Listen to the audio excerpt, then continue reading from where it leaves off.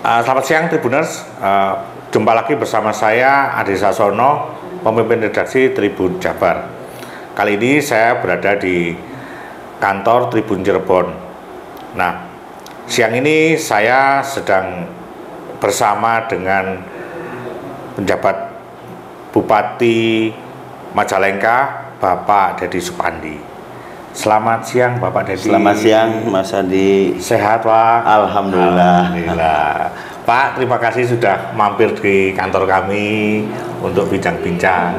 Ya, kebetulan tadi sebelum kesini kita juga ada agenda di wilayah timur Majalengka. Ya, dekat sini berarti ya. Ya, di agenda saya ada pemberian agenda untuk Rutilahu, Rumah Tidak Layak Huni. Ya. Termasuk saya juga sidak ke beberapa titik layanan kesehatan dan juga kantor kecamatan di wilayah timur. Ya, langsung ke sini. Langsung ke sini. Terima kasih Pak, ini sebuah kehormatan buat kami. Alhamdulillah, sama-sama. Berarti ini pejabat pertama yang berkunjung ke kantor kami. Oh gitu? Iya. Berarti kantornya baru ini? Berarti kantornya baru. Kami baru sebenarnya 2 bulan yang lalu, tetapi kami baru beres-beres perbaikan-perbaikan setelah 2 minggu lah kira-kira. Dan kami luar biasa. Ya, semakin maju nih buat Tribun. Terima kasih Pak. Pak Dedi, kan Bapak baru tanggal 19 ya? 19 Desember 19 ya? 19 Desember ya, menjabat 2023 ya. Saya ditunjuk menjadi pejabat Bupati Majalengka. Kalau boleh sebelumnya menjabat sebagai?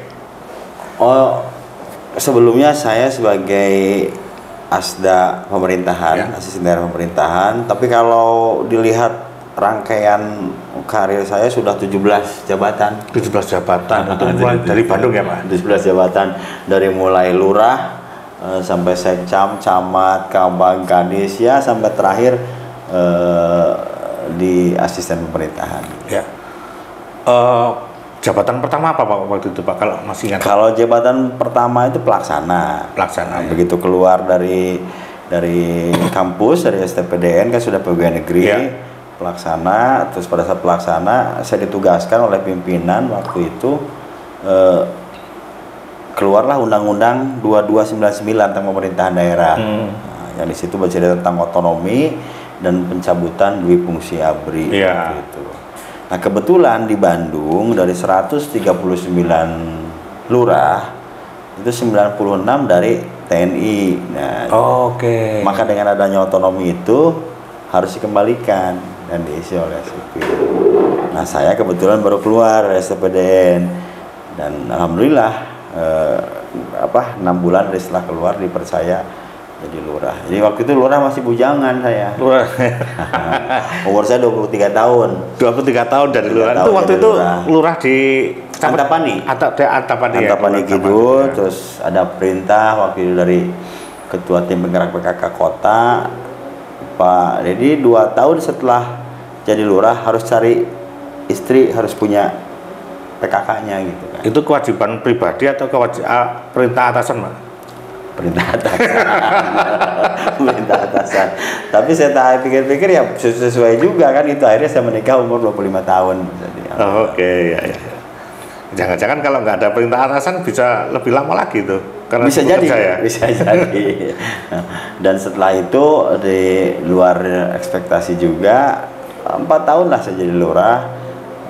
Jadi lurah teladan juga tingkat nasional. Mantap. Gitu kan. Terus saya pindah menjadi sekcam akhirnya 2009. Waktu itu masih di Antapani? Masih. Oke. Sekcam terus sampai akhirnya saya pindah ke provinsi di tahun 2019. Nah, 2019 saya pindah ke provinsi. Di situ ikut open bidding, saya menjabat sebagai Kepala Dinas Pemberdayaan Masyarakat Desa. Ngurus desa ya. Di mana Jawa Barat itu ada 5.312 desa saat itu, yang 5.312 desa itu hanya 37 status desanya yang mandiri. Jadi masih banyak desa-desa yang tertinggal. Jadi kalau lihat status, maksudnya status itu ada dari mulai bawah itu desa sangat tertinggal, desa tertinggal, desa berkembang, desa maju, dan desa mandiri. Ya. Nah, yang kita tuju ini level kelima, desa mandiri. Nah, saat itu dari 5.312 hanya 37 desa yang mandiri saat itu. Maka ada beberapa inovasi yang kita lakukan waktu itu untuk percepatan daripada status desa mandiri. Karena bagaimanapun kita kalah dengan provinsi sebelah. Ya. Nah, ini cerita tentang Pulau Jawa ya. Iya. Jawa Barat ini telah kalah. Kalahnya di mana? Jadi kalahnya kalau kita lihat 5.312 desa di Jawa Barat, sementara jumlah penduduk yang harus dilayani itu mencapai kurang lebih di 49 juta, hampir 50 waktu itu juta. Ya, 49 juta waktu itu. Sementara tetangga sebelah, misalnya Provinsi Jawa Tengah, jumlah desanya 7.800. Sebenarnya lebih banyak. Lebih banyak Jawa Tengah, jumlah desanya. Penduduk yang dilayaninya Jawa Tengah hanya 32 juta. Jauh lebih kecil. Jauh lebih kecil daripada Jawa Barat. Begitupun juga Jawa Timur. Sama. Tapi manakala pemerintah pusat menggulirkan dana desa, bukan berbanding lurus dengan jumlah penduduk, tapi berbanding lurusan dengan jumlah daerah otonom desa. Akhirnya bandingkan saja 7,8 triliun di Jawa Tengah, di Jawa Barat hanya 5,3 triliun. Padahal yang harus diurusi sebenarnya manusianya lebih banyak Jawa Barat kan gitu.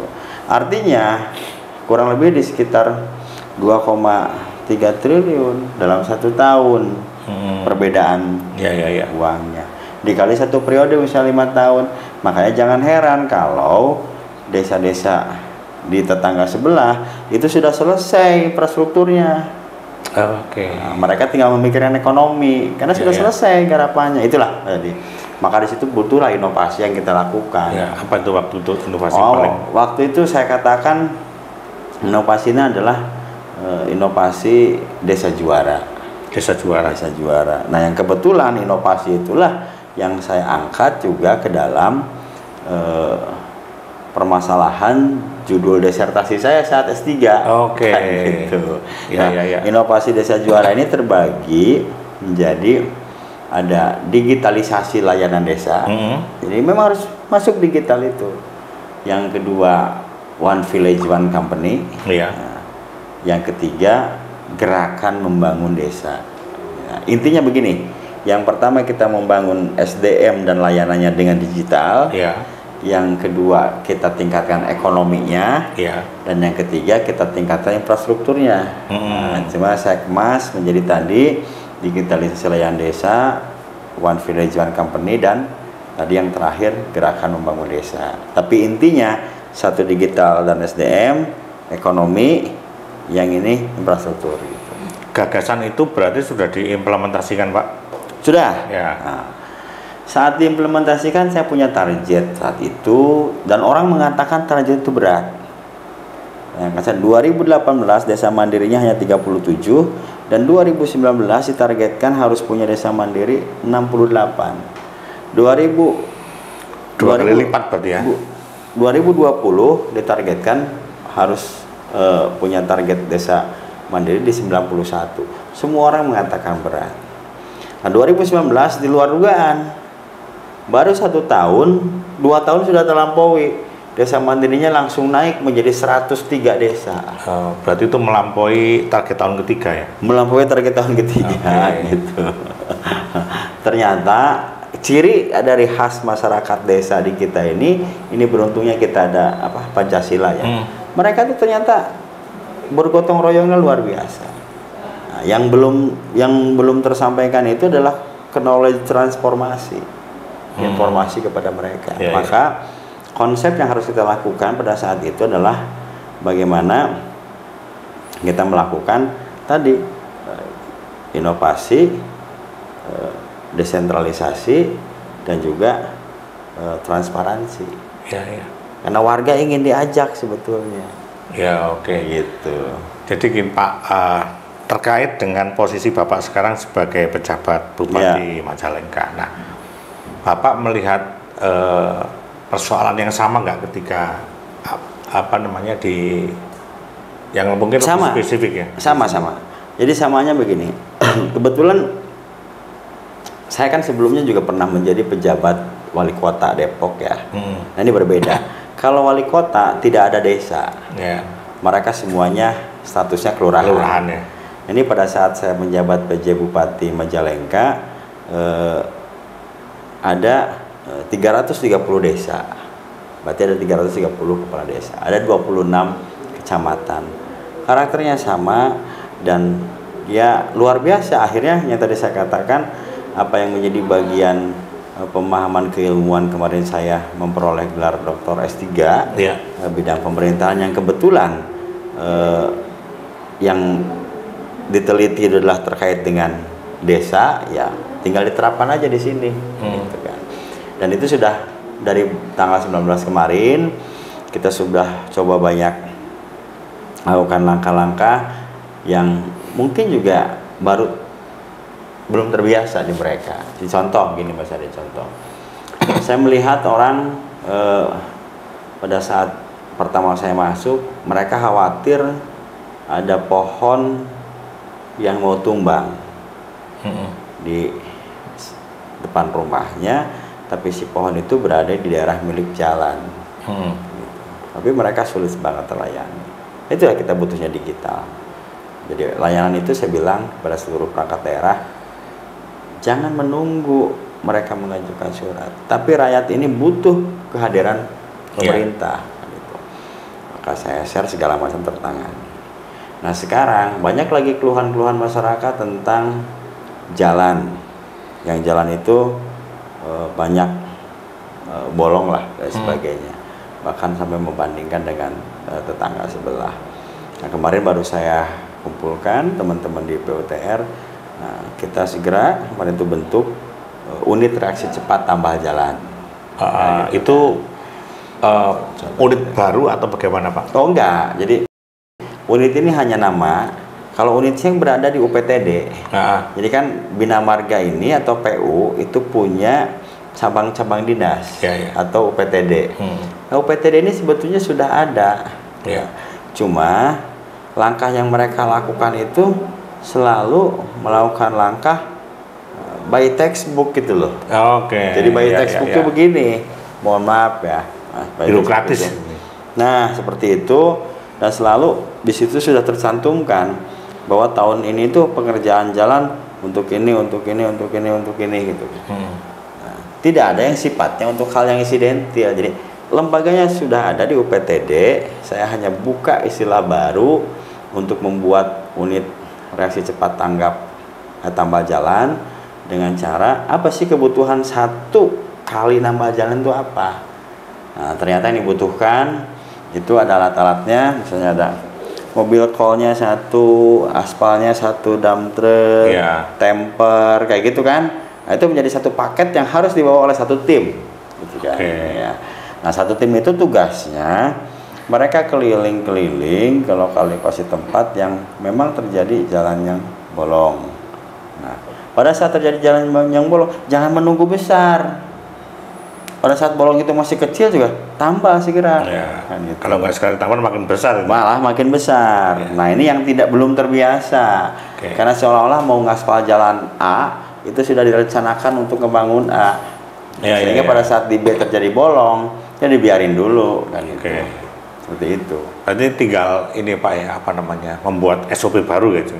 SOP baru, yang SOP itu tidak membuat unit baru sebetulnya. Hanya membuat cara kerja baru, cara kerja baru dan cara pola pengadaan yang bisa gitu Pak. Ternyata nggak masalah gitu kan, nggak masalah.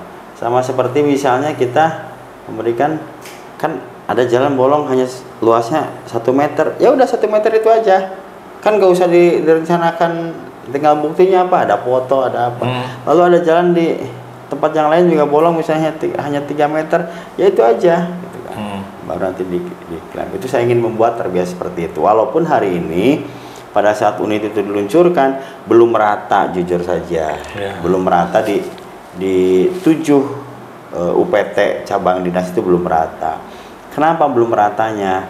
Karena tadi terkait dengan keterbatasan anggaran, sudah anggarannya ketok palu hanya ada sekian dan sebagainya. Nah itu nanti yang harusnya seminimalnya saya bilang lakukan, bahwa pemerintah itu harus hadir dan ada untuk rakyat. Ya, ya. Pak Dedi, waktu pertama kali Pak Dedi ditunjuk sebagai PJ di daerah asalnya, ya. Ini kan mestinya ada melibatkan emosional itu Pak. Ya. Oh ini ya, ini daerah saya, masa kecil saya di sini. Nah, gimana waktu itu Pak? Apa yang ada di pikiran Pak Dedi? Saya kan, mohon maaf ya, saya lahir di sini, terus sekolah SD di sini, SMP di sini, SMA di sini, gitu. Jadi pada saat saya ditunjuk di PJ di tempat tanah kelahiran, ya saya ingat mungkin ada bagian dari doa orang tua saya. Gitu. Karena doa orang tua saya itu pada saat itu setinggi-tinggi kamu menjabat, yang ditanya oleh masyarakat itulah kebermanfaatan. Orang masyarakat sini banyak menanyakan ke ibu saya, Dedi itu di mana sih? Tapi orang tidak merasakan kebermanfaatan itu. Itu makanya niat saya pindah ke provinsi saat itu. Makanya saat di provinsi di DPMD saya banyak buat kawasan-kawasan desa wisata di daerah Sindangwangi. Terus saat di PJ, ya itu juga saya berharap mungkin bagian dari doa orang tua saya. Tapi gini, Mas Adi puntennya, akhirnya semakin kuat saya bahwa saya jangan memalukan keluarga saya, gitu loh. Karena ini ada daerah tinggal itu amanah. Ya, jangan sampai diberi kesempatan jadi PJ, terus kitanya malah tidak bekerja semaksimal mungkin, akhirnya kurang maksimal, ya malulah bagi saya. Jadi apalagi daerah tanah kelahiran sendiri, apa orang dibilang katanya membangun daerah sendiri aja LLN, apalagi membangun daerah orang lain kan gitu. Iya betul. Gitu. Jadi sangat senang sekali lah, karena betul-betul dorongan kekuatan itu berada dari kultur budaya yang betul juga sudah terbangun dari semenjak saya kecil. Iya Pak, ketika Bapak sudah punya ini gini, ketika Bapak punya tenaga, punya banyak instrumen untuk membangun daerahnya, gitu. Apa yang teringat pertama kali, misalnya, saya kepingin membangun itu, karena itu saya punya kenangan bagus. Ada nggak Pak tempat tertentu nih mungkin? Ada lah. Apa itu? Seperti saya pas mulai saya datang, apa yang saya pikirkan, terjadi kenal pamit dengan Pak Bupati. Pada saat saya perkenalan, saya teringat dengan wali kelas saya. Makanya saya undang. Tolong jangan kasih tahu, saya undang cabang dinas. Ibu Yani, wali kelas saya, dan Pak Endi, guru fisika, mohon diundang. Itu di SMA? Guru SMA. Guru SMA. Ya, guru SMA. Karena yang guru SD sudah meninggal. Oh iya.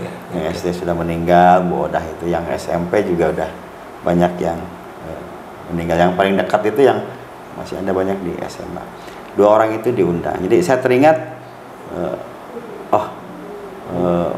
ya kenangan mereka kadang-kadang membina kita segala macam itu pada saat kembali ke Majalengka, dan dia nangis ternyata saat nggak tahu bahwa dia dapat undangan hadir.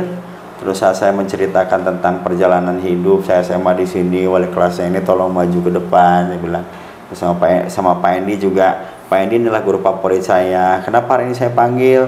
Ternyata saya jadian sama nyonya, sama istri saya pada saat saya lagi pacaran. Ternyata guru favorit kita sama gitu kan. Gitu. Guru favorit kita sama.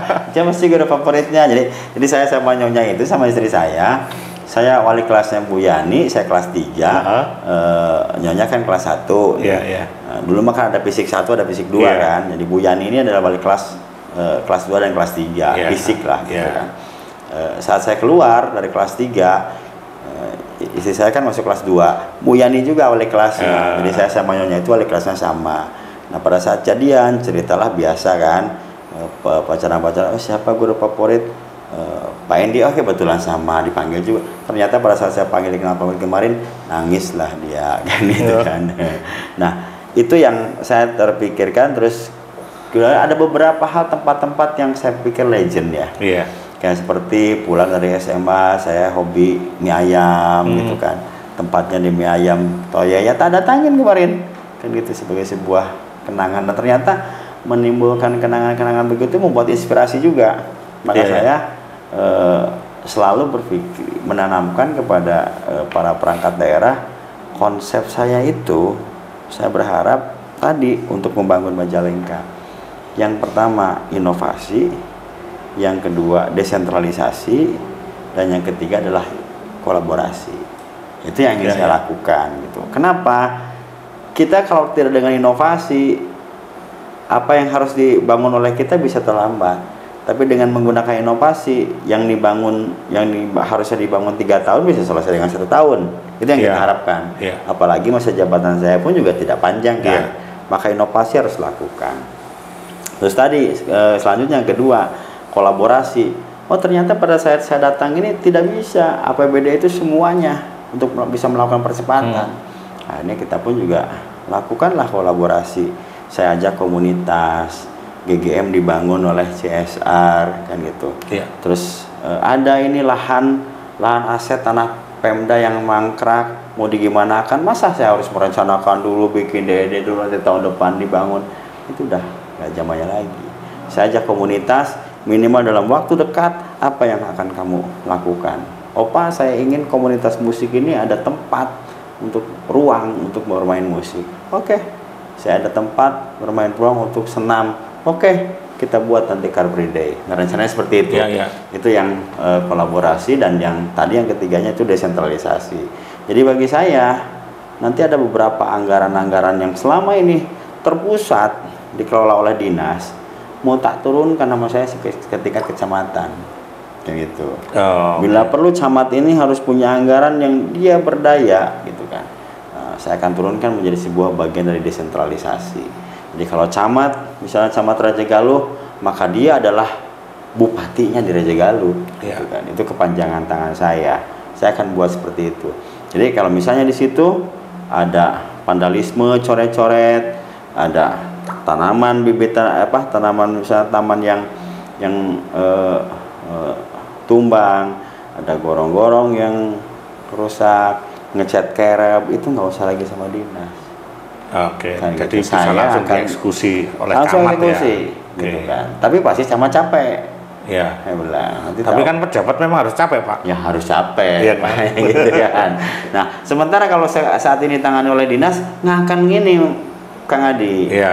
Mereka kan dinas pusatnya, kantornya hanya satu, dia harus keliling ke semua kecamatan. Itu repot. Yang memang yang paling tepat penguasa wilayah kecil itu. Ya, desentralisasi itu harus dilakukan gitu kan. Nanti biarkan level dinas itu hanya memikirkan jalan-jalan yang sifatnya protokol. Gitu loh. Bila perlu komunikasilah dia dengan provinsi. Seperti hari ini apa yang banyak orang ngeluhkan ke saya, PJU kan gitu kan. Betul. Penerangan jalan umum. Ternyata jalan Salagedang ke Majalengka itu gelap banget kalau malam kan kayak gitu. Nah, itu berarti kan dibutuhkan PJU. Pada saya tanyakan tentang PJU seperti apa, Pak, nggak bisa karena jalan itu masuk jalan provinsi. Jadi PJU-nya harus dilakukan oleh provinsi. Ya lakukan kolaborasi dengan provinsi. Hal semacam itulah yang kadang-kadang akhirnya bahasa Sundanya kalau tidak dilakukan desentralisasi tidak akan wakageroh gitu kan bahasa Sundanya. Jadi tidak akan ke ini banget ke setiap pelosok-pelosok daerah. Pak, selama 2 minggu lebih lah Pak gitu ya? Ya kira-kira 2 minggu ya. Kira-kira 2 minggu Pak Dedi sudah menemukan apa kira-kira yang bisa dikembangkan dari Majalengka? Ya, yang bisa dikembangkan di Majalengka itu luar biasa. Saya katakan bahwa sebetulnya Majalengka itu bisa dikatakan surga yang tersembunyi. Kok gitu Pak? Kenapa Pak? Karena keindahan alamnya itu masih boleh dikatakan murni. Belum terjamah tangan-tangan jahat. Maka saya ingin mengembangkan di situ tuh terkait dengan wisatanya. Iya. Nah, wisatanya itu banyak sekarang, dan kemarin saya coba di media sosial ternyata meningkat. Contoh misalnya salah satu situ Cipanten, berapa tahun baru di tahun kemarin itu pengunjung hanya kisaran di 2.300-an, 2.300 2.400 datanya ada. Tahun ini kemarin berapa? Satu hari di tahun baru itu mencapai di 4.900 sekian, hampir 4.500. Iya. Ini kenaikannya itu hampir 2.500, Iya. hampir 100%. Nah ini yang harus kita, jadi tadi objek yang kita pikirkan adalah pariwisata. Kedua, banyak keluhan ke saya tentang infrastruktur, terutama ada jalan, ada stadion Warung Jambu. Nah, itu mereka banyak sekali mengeluh tentang itu. Dan ketiganya butuh hiburan, mereka itu ingin bioskop, kayak gitu. Itu muncul di saya. Dan makanya pada saat itu kita lakukan banyak hal yang sudah saya sampaikan kepada teman-teman dalam satu kali rapat pimpinan, bahwa kita akan buka Car Free Day nanti. Iya. Nah di Majalengka itu akan buka Car Free Day. Selama ini belum ada Pak ya? Belum. Iya, iya. Belum. Jadi fungsi Car Free Day itu bukan hanya kita meningkatkan perekonomian atau misalnya tadi kendaraan tidak ada terus mengurangi polusi, bukan ya, tapi kita lebih pada bagaimana mereka bisa berinteraksi murah, bertemu sambil berolahraga sehingga bisa meningkatkan indeks kebahagiaan, kayak gitu. Itu nanti kita buka Car Free Day. Nah selain Car Free Day, saya berharap nanti dibuka juga untuk ekonominya, ada Car Free Night atau saya katakan Culinary Night. Nah, tadi saya kunjungan ke Kecamatan Rajagaluh, ternyata Pak unsur muspikanya, Pak Camat dan Kapolseknya siap melakukan itu. Jadi konsep Culinary Night ini yang di Majalengka, ada Culinary Night yang misalnya pasar yang legend tuh, Pasar Mambo. Orang-orang tahu Pasar Mambo. Nah itu bila perlu di malam minggu itu di Car Free Night-kan saja. Gitu. Jadi semacam kawasan kota tua. Tapi ada lahan Pemda, aset Pemda yang belum tersentuh, bahkan tidak terbengkalai, misalnya di Pasar Lawas, itu saya berharap ada tempat olahraga dan ada pasar modernnya. Gitu, kan. Itu rencananya seperti itu. Nah termasuk tadi yang selain kapasitas olahraga, Warung Jambu dan peresmian GGM, dan saya katakan tadi langsung membuka tadi unit reaksi cepat tambah jalan untuk menengahi tentang jalan yang tadi. Secara spesifik Pak, kenapa Stadion Warung Jambu Pak? Awalnya mereka itu kecewa karena kualitasnya jelek, di dalamnya becek, tapi aktivitasnya selalu ada. Selalu ada aktivitasnya. Tetap dipakai karena nggak ada yang lain. Katanya ada di Baribis, tapi juga tidak posisi di situ. Kalau di situ kan banyak di lingkungan perkotaan. Terus saya bilang, Pak, perbaiki Warung Jambu, masuklah ke DM Instagram saya kan. Bahkan mereka juga masuk di Instagram. Saya katakan, nanti saya pengen lihat dulu, saya bilang. Nah, saya lihat ternyata benar jelek. Saya diisi udah jalur masuk keluarnya hanya satu gitu kan.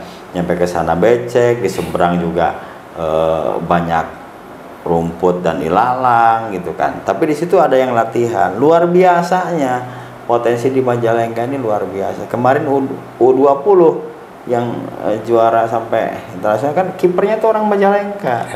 Gitu. Apalagi kalau kita lihat secara legend pemain-pemain dan pelatih Persib ya, Jajang Nurjaman juga kan orang Majalengka kan itu kan.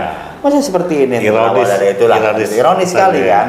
Nah, ternyata di situ juga anak-anak kecil lagi bermain. Dan saya tanya, cita-citamu apa? Ya pemain sepak bola gitu. Oh berarti udah, saya harus memperbaiki ini. Yang fungsinya hari ini hanya menjadi lapangan sepak bola yang becek. Rencananya di tahun 2024 ya kita perbaiki, ada jogging tracknya, ada untuk lapangan sepak bolanya, dan ada untuk lomba panahan di situ sama tampilan lah. Itu menjadi semacam kompleks olahraga gitu menjadinya ya. Oh enggak, ya satu ini aja stadion. Satu stadion, tapi bisa berfungsi banyak gitu. Ya, tapi fungsi atletiknya yang akan kita buat termasuk lapangan sepak bolanya. Beda dengan GGM, nanti GGM juga udah selesai. Itu pakai CSR. Oke. Pak Deddy punya rencana apa aja Pak soal CSR Pak? Siapa aja yang mau diajak ke sini? Saya akan coba membangun dulu informasi yang masuk dari komunitas ya. Yeah. Jadi komunitas-komunitas itu ternyata yang udah masuk ke saya, Pak, ini mereka punya komunitas yang para layang, ada komunitas sepatu roda, ada juga nanti dalam waktu dekat komunitas sepeda, banyak Pak. Maka yang saya ajak akan sentuh adalah pertama mungkin teman-teman dalam satu alumni sekolah saya. Ternyata banyak loh SMA waktu saya SMA itu yang mereka merupakan orang Majalengka tapi sebetulnya manggung di tingkat nasional. Contoh misalnya kita mendapatkan CSR GGM itu ternyata dari Pertamina. Dan di Pertamina itu kan ternyata Majalengka gitu kan. Nah, di ACC juga sama Pak Menteri BUMN. Yang kebetulan juga Menteri BUMN-nya juga dulu ibunya adalah itu yang akan kita banyak lakukan di level kancah nasional. Yang lokal-lokalnya banyak kayak seperti kemarin contoh di kawasan industri itu banyak sekali yang mereka itu sebetulnya hanya butuh ruang. Contoh kawasan industri ini mereka membutuhkan lampu merah di satu titik, maka saya bilang pada saat cerita ke Disub ini mereka ternyata mau. Jadi mereka tuh ingin diberi dan ingin diajak oleh pemerintah untuk bisa berkiprah di situ. Nah, saya sampaikan kepada teman-teman di sana, ternyata luar biasa mereka.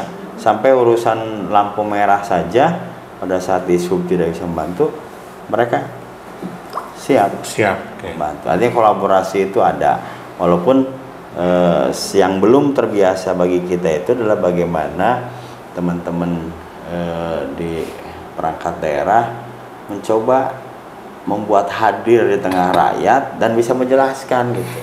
Itu yang masih kita sulit. Harus mengubah budaya itu. Nah, termasuk ada beberapa kekecewaan, misalnya mereka yang kunjungan wisata. Kok saya lihat wisata di Majalengka itu penyampaian tidak seindah di dalam tampak foto. Ada yang gitu. Kalau ini situ Cipanten ini dipoto mau begini, kok begini-begini aja. Kenapa coba bisa terjadi seperti itu? Karena tidak dijelaskan. Harusnya jelaskan bahwa kesini itu kondisinya seperti ini, sebaiknya begini, lebih baik jelaskan. Gitu. Cuma ada ujungnya aja ya. Ya, karena ada orang yang mereka berpetualang, misalnya berpetualang. Oh, senang kalau gitu, sehingga saya harus siap-siap. Saya harus siap-siap bawa ransel, saya harus siap-siap bawa minum, kan ya gitu kan. Nah, sehingga mereka bisa ke penyampaian itu dengan posisi yang kesiapan dia sendiri. Dan itu akan senang gitu loh. Mana ada sekarang naik gunung jalannya bagus, kan nggak ada. Tapi tadi ya ceritanya cerita senang. Terus saya bilang ke PU, tolong pisahkan antara kalian membangun jalan untuk betonisasi, yang itu adalah untuk jenis kendaraan yang berat, dengan membangun jalan yang menggunakan aspal atau hot mix, dan bedakan juga bagaimana cara membangun jalan yang menuju tempat wisata. Gitu. Apa bedanya Pak? Nah, bila perlu tempat wisatanya udah jalannya kecil seperti itu, yang dibutuhkan bukan pelebaran jalan, karena pelebaran jalan akan membutuhkan waktu lama. Lebih baik buat kantung-kantung parkir, yang kantung-kantung parkir itu bisa menjadi bagian dari perselisihan jalan, tetapi si kantung parkir itu pun juga menarik minat agar mereka mau jalan. Dengan cara apa? Maka jalan yang saya sarankan di sana adalah membuat paving block yang warna-warni gitu kan misalnya. Nah, itu adalah yang saya usulkan untuk menuju lokasi wisata. Tapi jelaskan bahwa penyampaian itu posisi bawangnya lagi hijau itu di bulan ini gitu kan. Sehingga mereka pas datang. Pas, jangan sampai lihatnya begitu, hijau begitu ke situ, ternyata lagi panen dan posisinya udah pada coklat, kecewa juga akhirnya. Nah, itu yang belum dijelaskan. Padahal mereka wisatawan itu sekarang kan butuhnya foto Pak ya. Ya, gitu. Itu foto nggak sama kondisinya. Nggak sama. Kan. Mereka protes pasti itu. Tahu gini mah kan gitu akhirnya. Iya. Pak, kalau Majalengka ini kan kita tidak bisa pisahkan dari Kertajati Pak ya, PJB. Ya. Nah, apa yang Bapak amati sekarang? Kayaknya kok banyak orang yang mengatakan bahwa ini perkembangannya lambat banget sih. Dampaknya ke wilayah-wilayah sekitar bandara ini. Kita evaluasi hampir di mingguan ya. Iya. Kan. Ternyata kalau kita lihat pasca dibukanya Bandara Kertajati di bulan Oktober ya, Oktober kemarin, itu ada peningkatan. Ya. Nah, peningkatannya untuk kunjungan dan penerbangan yang paling banyak itu Kertajati Bali. Kertajati Bali Kertajati itu paling banyak. Setelah itu Kertajati Makassar disusul dengan Kertajati Medan. Nah ini untuk penerbangannya saya sudah mengusulkan ingin kita membuka penerbangan Kertajati Surabaya. Nah itu saya bisa pulang cepat itu. Nah itu misalnya. Jadi maksudnya bukan karena Mas Adi bisa pulang cepat saja, tapi Kertajati Surabaya ini adalah bagian dari solusi, gitu kan? Solusi untuk membuat transit pada saat ke kawasan Indonesia Timur gitu. Iya. Karena kalau tidak transitnya di Surabaya, mereka akan balik ke Jakarta, Pak. Iya. Jadi gitu kan. Kalau ke Jakarta tidak ada solusi lain. Iya. Tapi kalau transitnya di Surabaya, maka dia solusinya apakah ke Jakarta atau ke Kertajati, itu yang kita harapkan. Terus itu peningkatan terjadi walaupun 850.000 target kunjungan di Desember kemarin itu tercapai. Dan kita di 2024 mentargetkan 2024 ini 2 juta kunjungan. Ya, jadi yang ingin kita buat 2 juta pun juga tuh maksudnya yang ke Majalengka atau yang di Kertajati aja? Karena Kertajati kan pasti ke daerah-daerah mana lagi? Oh iya, yang ke Majalengka. Ke Majalengka ya. Yang ke Majalengka. Nah, kualitas lamanya kunjungan itu yang masih kecil. Berapa pas sekarang Pak? Jadi masih sehari atau gimana? Masih sehari. Gitu. Jadi hanya menjadi bagian dari transit. Gitu loh. Bisa transit itu begini. Dia kunjungan ke Majalengka tapi sebetulnya nginepnya di Cirebon. Iya. Gitu kan. Betul. Nah, dia misalnya main ke Majalengka tapi sebelumnya dia tuh udah aja di Bandung. Gitu kan. Atau ke Majalengka karena memang jarak Kertajati Bandung dekat dengan Cisundawu. Iya. Nah, lamanya kunjungan di Majalengka ini masih harus ditingkatkan. Harus sekali-sekali kita tuh mengevaluasi itu dan tingkatkan. Jadi strateginya adalah selain membuat tadi wisatawan datang melalui Kertajati yang harus berdampak, yang kedua juga adalah lamanya mereka kunjungan di sini. Nah, pendorong itu semua di Kertajati dalam waktu dekat, maka penerbangan umroh pun juga dilakukan di Kertajati. Bahkan saya sebagai orang provinsi juga sudah menyampaikan keberangkatan haji jemaah haji tahun 2024 yang kemarin itu hanya Majalengka, Cirebon, Indramayu, Kuningan dan Subang yang berangkat dari Majalengka. Nah, kita berharap dan mengusulkan diubah jadi Bodebek yang di Jakarta, gitu kan. Di luar Bodebek di Kertajati. Nah, apalagi Bandung ikut Kertajati ya. Bandung ikut Kertajati, Tasik juga pasti harus ikut Kertajati. Kalau kemarin kan memang Cisundawu belum ada ya. Dengan adanya Cisundawu, bahkan jawaban dari pemerintah pusat bahwa rencana penerbangan itu akan dibuat semacam zonasi gitu kan. Dan memungkinkan sebetulnya bukan hanya wilayah Jawa Barat di luar Bodebek ke Kertajati, tapi daerah aglomerasi perbatasan dengan Jawa Tengah pun juga bisa ke Kertajati gitu kan, seperti Tegal. Nah, kalau di sananya perbatasan dengan Pangandaran itu Cilacap, Brebes itu bisa ke Kertajati. Nah, mudah-mudahan dengan itu semakin banyak dan semakin bertambah tadi rencana kunjungan ditambah kualitas lamanya kunjungan yang kita harapkan. Itu ini Pak, berarti kan semacam kita butuh Majalengka butuh semacam asrama haji yang gede banget. Sudah ada asrama hajinya di Indramayu. Jadi kalau pada asrama haji itu yang pernah kita lakukan memang berada di Indramayu. Jadi di Majalengka itu yang kita perlu kembangkan, mereka transit dulu ke Indramayu asrama haji, maka penerbangan dari Kertajati harus kita siapkan paling sarana pendukung, dari mulai misalnya bagaimana orang bisa berinvestasi untuk hotel ya. gitu kan, dan mempersiapkan beberapa travel. Jadi travel itu dari Kertajati yang kira-kira siap. Kalau saya turun ke Kertajati itu mau kemana? Ya. Gitu loh. Itu yang sama hari ini orang tuh masih bingung. Jadi kalau tidak dijemput tuh bingung. Nah, pengennya kan orang datang ke Kertajati mau kemana? Ke sini, orang tinggal naik. Nah, keluar dari Bandara Kertajati, wajah Majalengkanya belum nampak. Jadi kalau kita berhenti di Kertajati, keluar dari bandara, mau belok kanan, mau belok kiri, tulisan bahwa oh kamu tuh sudah di Majalengka, itu juga belum. Nah, itu nanti padahal dia ada di wilayah Majalengka. Padahal kamu tuh sudah tiba di Majalengka. Nah, tampak itulah yang kita ke depan akan kita rencanakan. Kayaknya perlu cepat itu Pak ya. Ya, kalau itu perlu cepat karena wajah itu.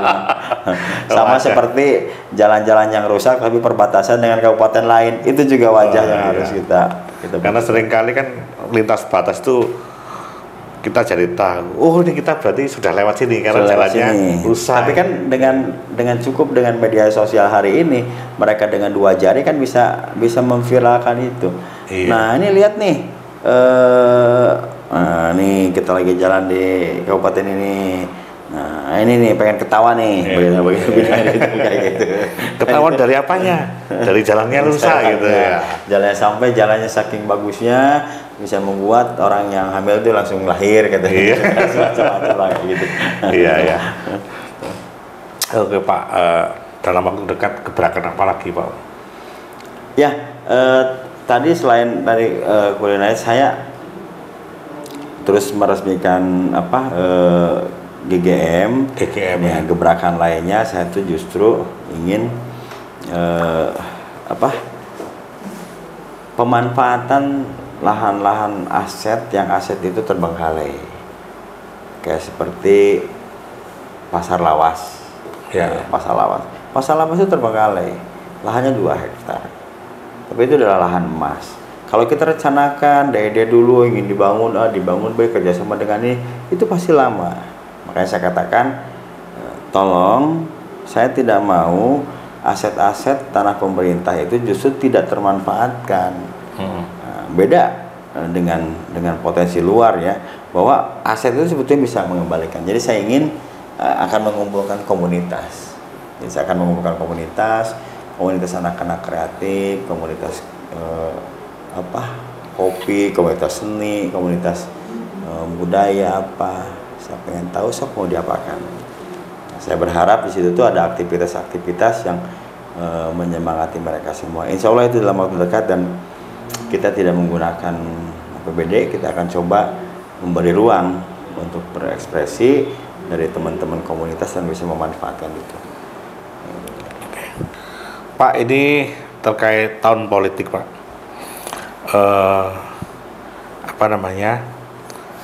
Apa yang akan Bapak lakukan untuk menjamin netralitas ASN? Oh iya. Ya, karena ini kan baru saja rame nih kan. Ya, Bapak tahu lah pasti. Nah, apa yang akan Bapak lakukan? Saya sudah sampaikan ke teman-teman media yang menanyakan bahwa janji saya untuk menyampaikan bahwa ASN harus netral. Jadi tugas yang paling penting PJ itu ternyata selain menjamin pelaksanaan pemilu yang tertib dan damai dalam memelihara, itu termasuk juga netralitas ASN. Ya.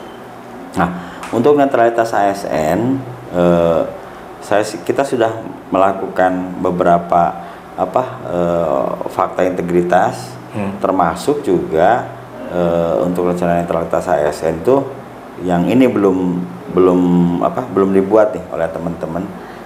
Semacam bagian beberapa tagline yang dibuat oleh teman-teman ASN sendiri.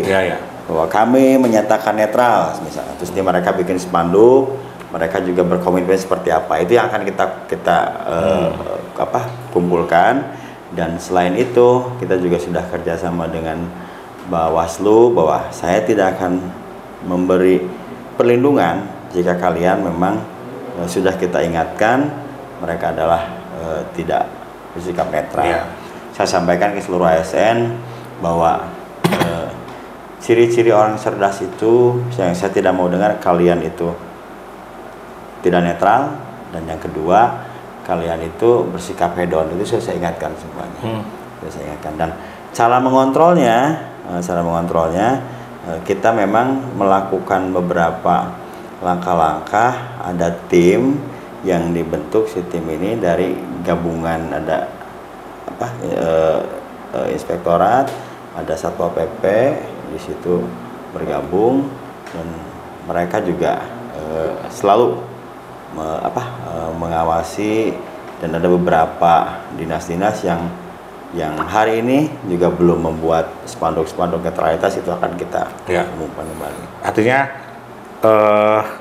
bottom up mereka harus semacam declare bahwa mereka netral gitu. Jadi bukan top down dari Pak PJ, tapi mereka harus bikin sendiri gitu ya.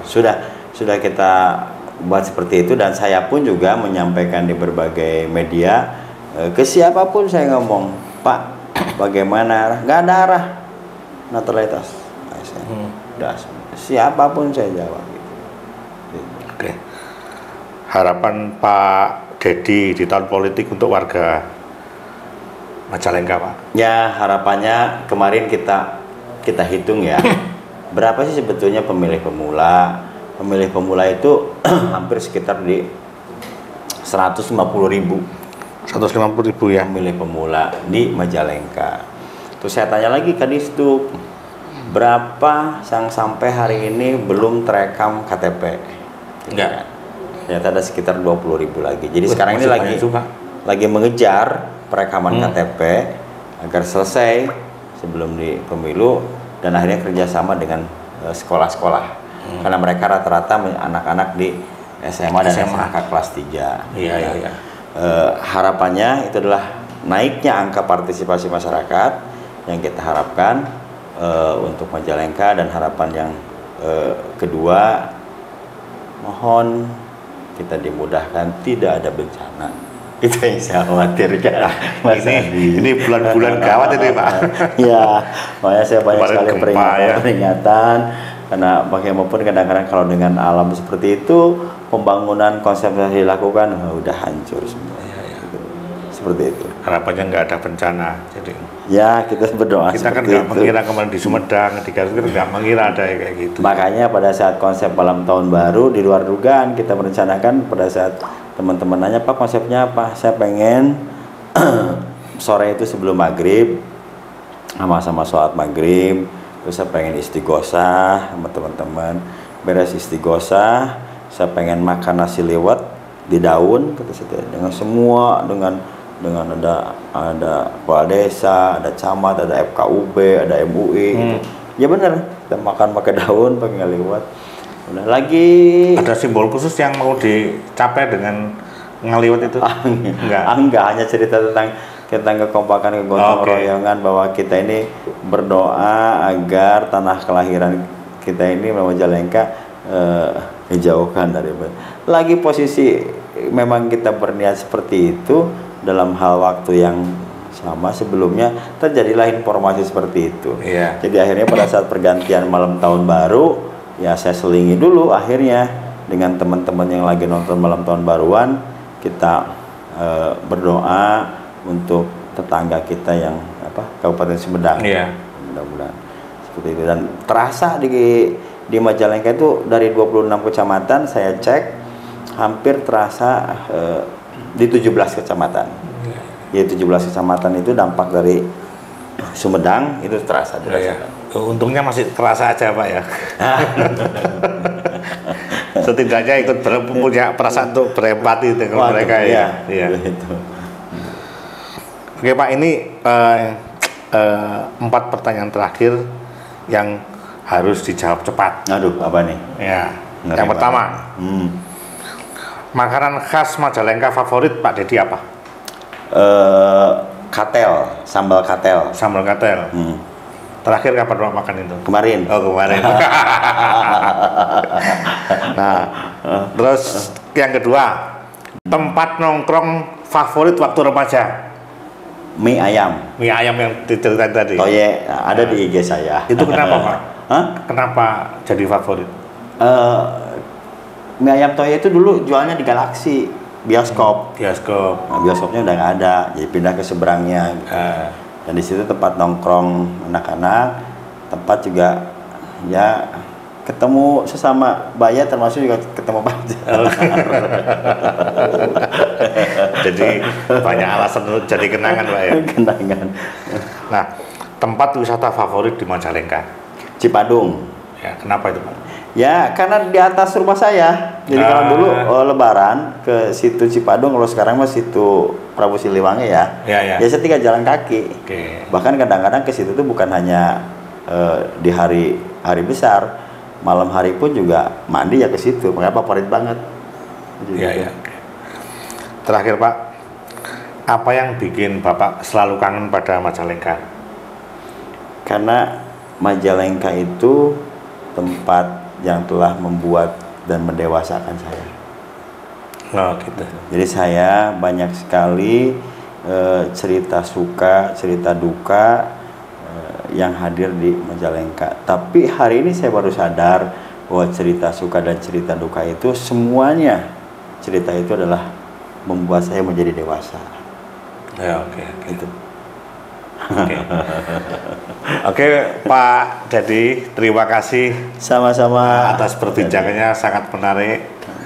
Semoga cerita-cerita Pak Dedi tadi menjadi inspirasi bagi anak-anak muda Majalengka. Kalau yang tua kan sudah lewat waktunya ya. Sekarang anak muda supaya jangan lupa untuk berkunjung ke Majalengka. Jangan lupa untuk berkunjung ke Majalengka buat siapapun yang belum pernah ke Majalengka. Karena Majalengka adalah surga yang tersembunyi. Surga yang tersembunyi, betul. Terima kasih Pak Dedi sekali lagi. Sama-sama, atur nuhun, Pak Dedi. Semoga kita ada waktu lagi bertemu di Majalengka. Monggo ditunggu kapan lagi.